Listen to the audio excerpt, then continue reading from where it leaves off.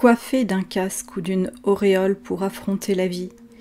Le regard se perd dans l'embrasure du cerveau, dans l'espacement du site le premier qui nous vit naître. Dans le retour à l'enfance, on trouve la force de faire face, de tenir tête au réel.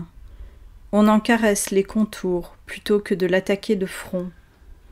On tisse notre trou, l'instant si bref qu'à la fois il termine avant même d'avoir commencé, et pourtant s'éternise, sous les ongles qui n'ont pas leur pareil pour retenir le temps, griffés comme pour l'arrêter ou le freiner.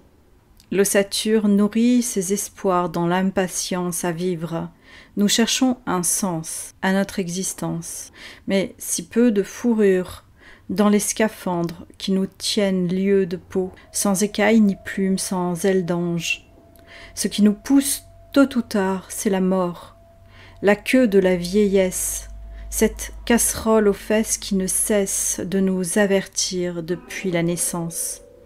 Ce qui nous guette dans l'obscurité d'un ciel révolu, c'est l'absence de divinitude dont on avait pourtant fait son fantasme dans l'ombre d'une pièce qu'on nomme chambre, ce lieu qui accueille nos cauchemars d'irréalité, tient lieu de caresses et de coups.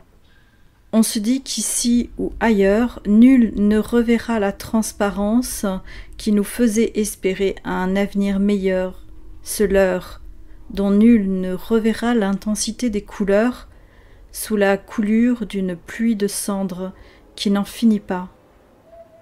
Tout ce bleu d'ardoise qui hésite avec la grisaille, avec ce gris de faïence si froid qu'il infuse son gel dans nos profondeurs, qu'il colonise nos veines et nos os, jusqu'au reflet tassé dans le miroir, où surgit ce malaise dans l'image qui nous percute de plein fouet, l'effroi de ce visage inconnu.